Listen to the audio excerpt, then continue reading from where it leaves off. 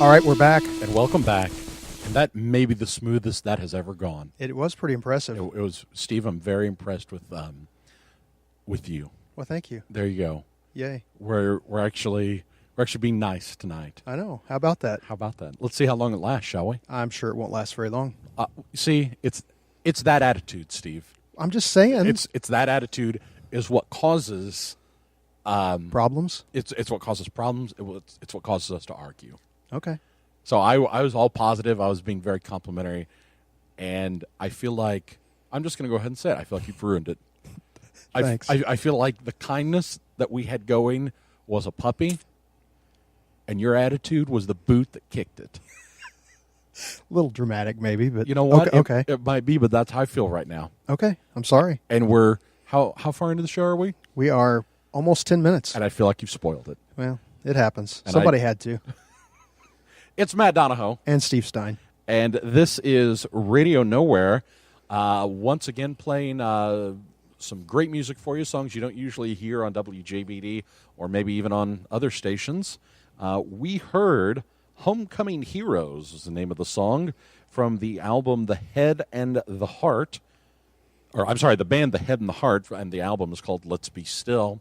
And before that, you should have seen Steve shaking his groove thing, one of his favorites. What was it, Steve? It was On Our Own by Bobby Brown off the Ghostbusters 2 soundtrack. And was that the with or without rap version? That was with, I believe. Yeah, it was. Yeah. It was with. Remember, there's a single version, though, that had without as well.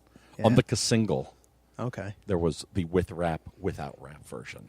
Okay, I had forgotten that, but okay. So here we are, Saturday night, Sunday morning, technically Sunday morning. Sunday morning. Where we're debating that. And it is a special Radio Nowhere show because it's a big day. It's Super Bowl Sunday. Yay. And can we say that without being sued? I would hope so. Because they've locked down the Super Bowl trademark so heavy that you can't add. You know that, right? No, I've not been following that. I guess. I mean, it's not something new. I mean, like every year, if you're going to advertise something, you have to advertise it as like the big game sweepstakes or something. You can't even say we're having a Super Bowl sale this weekend because it is property of the NFL. Okay. No, I guess I wasn't fully aware of that. But so like if we were going to call this the Super Bowl Radio Nowhere, it would be the big game Radio Nowhere. Right. And so, yeah, that's why we don't want to get sued. So we're going to call this the Big G, Big Game, the Big Game, Radio Nowhere, because we can't call it the Super Bowl one. Okay. So, Steve, I'm not the biggest sports fan in the world. Yeah. But do you have a prediction for the Super Bowl? Not really. I'm going to say Broncos. Okay. Do you have a score? No, not really. Haven't really thought about it, to be honest with you. Okay. We'll say Broncos 20-12. Okay. I am going to say it's Broncos 19, Seahawks 14. Okay. Do you want to know why? Why would you pick those numbers? Okay. Of all things, because, I'm not a big sports fan, but I am a big Simpsons fan. Yes. Way back in 2005, The Simpsons ran an episode called Bonfire of the Manatees. Okay. Homer is watching the Super Bowl, and it's between the Broncos and the Seahawks. Really? And that is the final score. If you go on their Twitter feed. Well, how about that? If you go on their Twitter feed, or if you search online for Simpsons Super Bowl, actually from their Twitter feed, it says, The Simpsons predicted it. Super Bowl forecast at the Bonfire of the Manatees episode from 2005. So it's got both teams playing, and it has the final score. That's almost impressive, actually. So what happens then if that ends up being the final score? Then we just sit around and wait for Marty McFly to show up in the DeLorean, I guess. And what? Speaking of which, you were really we're going to really cross some streams. Some streams that's here. Ghostbusters. Let's throw another reference in there while we're. There was some discussion this week. You know how if you're on Facebook, every new year it's this is the year that Marty McFly traveled to the future, and everybody every year it's wrong because somebody just guesses. What is it? 2015? Yes. Okay, that's what I thought. But we had a long discussion at work about it and could not remember precisely. I feel like, again, one, you've completely derailed my original topic, and Well, it was dumb. Just to pull the curtain back a little bit on the show. We talk about what we're going to discuss on the air. I'm like, oh, I got this thing about The Simpsons. I got this bit we can do. He's like, oh, okay, yeah, that sounds great. And then I'm closing in on the end of it, and you're like, oh, speaking of that, which we weren't, let's talk about Back to the Future, which it's the end of January. It's not even a new year. Right. Nobody that I know has been talking about it. You're talking about a very isolated, or not isolated, but a very specific group of people. I think a lot of people wonder that, though. I really don't think that was on anyone's mind besides yours. Huh. I would also be willing to bet that when you're talking about the people at work talking about it, I'd be willing to bet you brought it up. No, actually, I did not. It was not me. Anyway, he goes Where were back. You going with your Simpsons thing? If it'll make you happy. No, I've completely... Anyway, Simpsons are... See, now you've got me flustered. You have me flustered and angry, and this is what I'm talking about. Pity. With you ruining the show. Broncos are going to win, according to The Simpsons, and the year that Marty McFly goes to the future is 2015. 2015. Because it's 30 years in the future from 85. Right. And then and that's actually part 2, because in part 1 he goes 30 years in the past to Right, okay, 1955. Okay. So And then be quiet. And then in part 3 he also goes to 1885. I mean, it's all... Yes. Okay. Yeah, I'm getting that now. So speaking of movies, and this is actually somewhat on topic because we've been talking about Ghostbusters. On which topic? Oh, Ghostbusters? Yeah, but I don't remember if it was you or who it was, but it had posted on my Facebook about the Ghostbusters Legos coming out. Have you seen these? I have. I sent you that email. Okay. I couldn't remember who it was. I thought it might have been you, but those are awesome. They are, and somehow I'm going to manage to salvage this whole bit. Do you know how I'm going to do it? I have no idea. That Ghostbusters has come out of this custom project. Mm-hmm. People create, like just regular people, create Lego things and can submit it to Lego to be produced. And then you vote to see if there's a vote to see which ones get turned into. Ghostbusters, the Ecto-1, the car, right, and like the little minifig is being turned into. This was like the latest one. Okay. So it'll go into actual production. Production. Lego. Okay. And there's already one that has been put into production like that. Do you know what that is? I know there's a... No, that's Mini-Mates. No, I'm not sure. The DeLorean from Back to the Future. Really? Yes, and actually you can make all 3 vehicles. The DeLorean, the Flying DeLorean, and the one from 1885. And there's a third one that is coming out, I believe, later next year in several sets. Do you know what that is? No.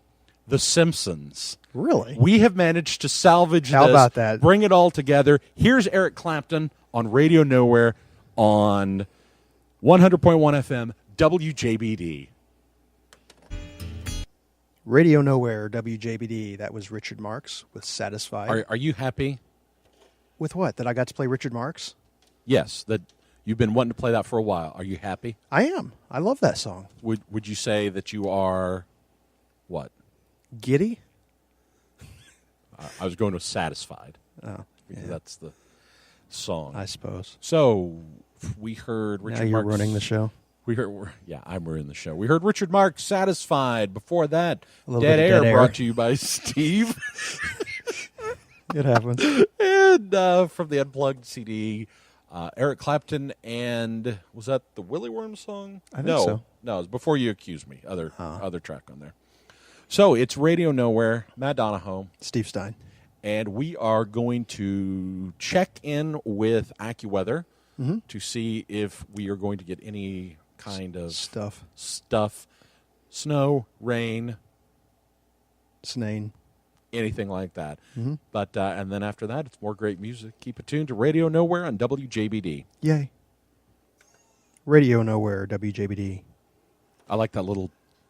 What would you call a little sound bite that you did there? That little bzzz right at the end of the song. I didn't even hear it. You didn't? No. Good way to pay attention. Thanks. So who was that, Steve? Steve Winwood. And? Valerie. And that song was released in? 86, I want to say. Okay. Does that sound about right? It does. I was actually looking it up. You're very close. What'd you see on the CD there? I don't know. The print's really, really small. 87. 87, yes. But, and I'm getting this from Wikipedia, Oh, good. Valerie, a song written by Steve Winwood, had originally recorded for his third solo album, Talking Back to the Night, in 1982. Okay. Okay? So, when it was released, it reached number 70 on the U.S. Billboard Hot 100. Wow. Then, and what CD do you have there, Steve? Is it Chronicles? Chronicles, yes. Chronicles? Okay. Chronicles. 1987, a remix was included for his his compilation album, Chronicles, and the remixed version climbed to number 9 Okay. in December of 87. So, and then actually it reached number 13 on the mainstream rock tracks. So, actually, that song that I'm most familiar with, that version you just played, Right. is actually from 82, and then that's a remix of it. See, I do not recall the 82 version at I all. I don't either. And taking that actually a step further, apparently Eric Pride sampled the song in 2004 for a house music track, and Steve Winwood enjoyed it, so he re-recorded the vocals to better fit the track. And the 2004 remix was released under the title Call on Me. Huh. Interesting. So that seems like something maybe to track down and just kind of Sure. see what that sounds like. Before that is a song from an album I think is awesome. It's actually a soundtrack. The song is a remake. It's White Rabbit, and the artist is Emelina Torini. And it is from the movie Sucker Punch. Now, I think that soundtrack is awesome. It's got a lot of neat remakes and remixes and mashups on it, okay? Okay. It's very moody. It has a very distinct tone and very distinct feel to it. And I just think it's a very enjoyable album from one of the worst movies I've ever seen in my entire life. I don't even know that I've ever heard of the movie. Sucker Punch. Sucker Punch? No. Who's in it?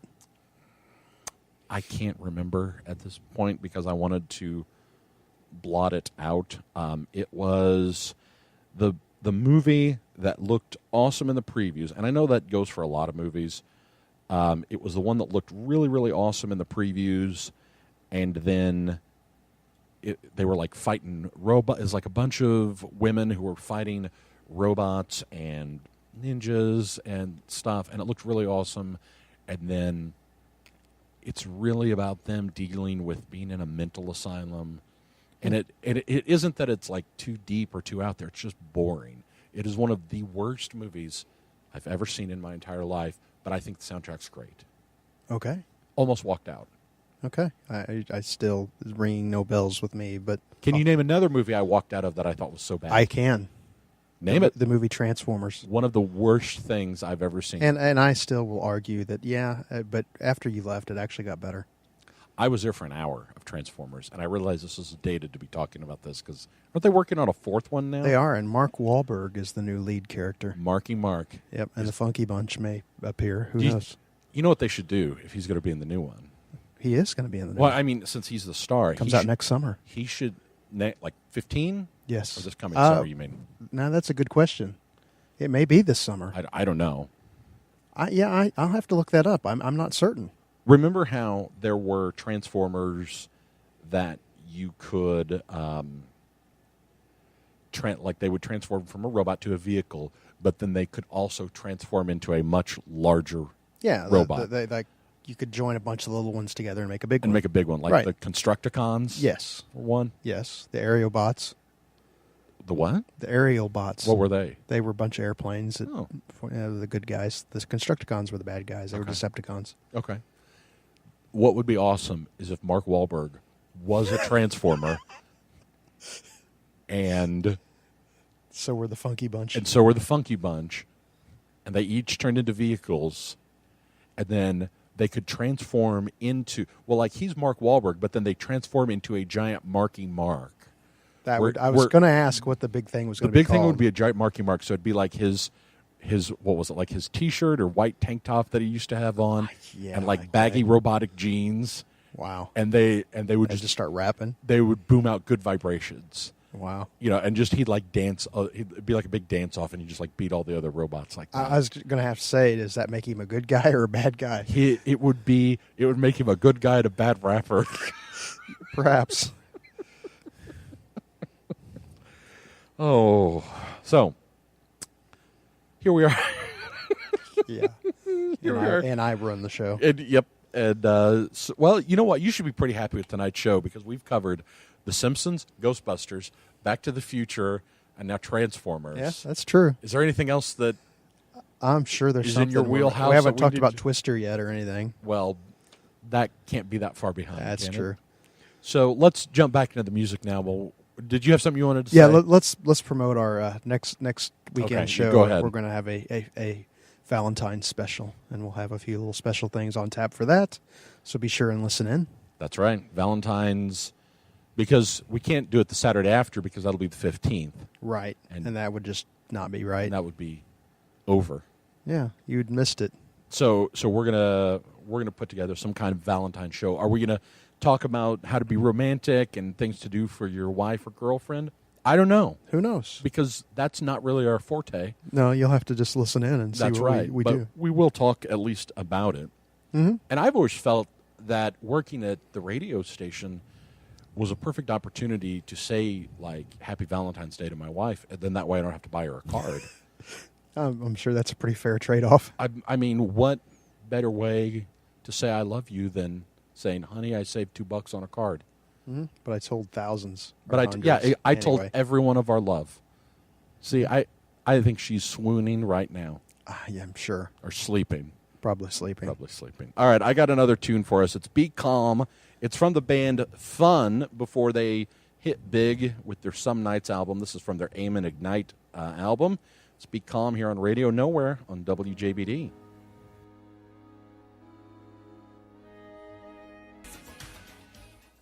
WJBD, Radio Nowhere. Debbie Gibson with Anything Is Possible, and I'm just waiting for it. So go ahead. No, I was just going to say...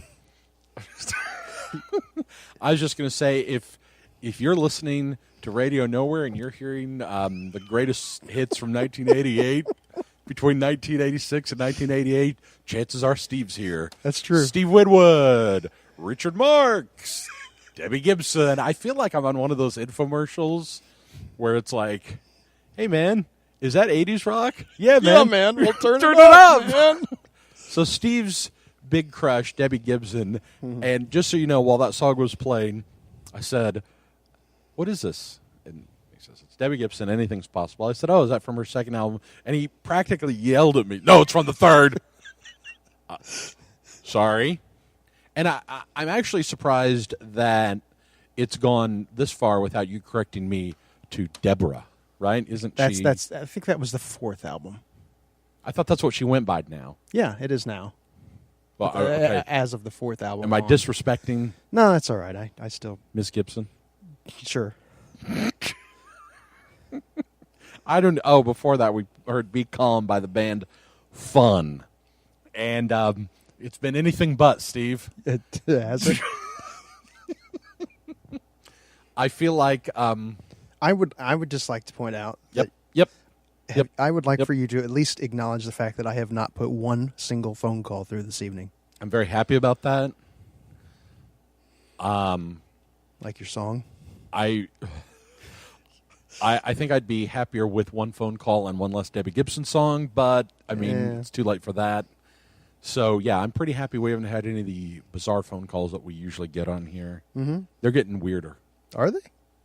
Well, at the very least, they are maintaining a level of weirdness. Okay. So, we are about out of time, aren't we? We are. It's getting very close. So, I guess it's time to wrap things up. I want to thank everybody for tuning in to yet another week here of Radio Nowhere.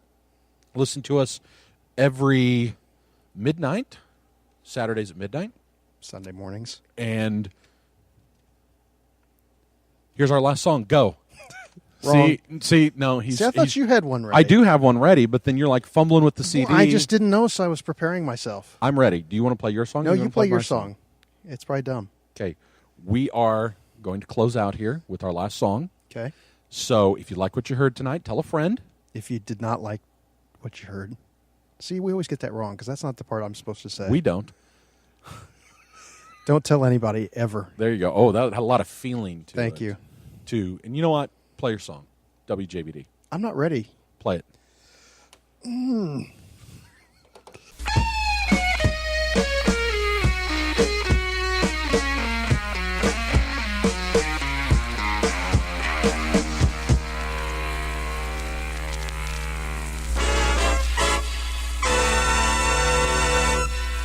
This has been an I Love Raisins production.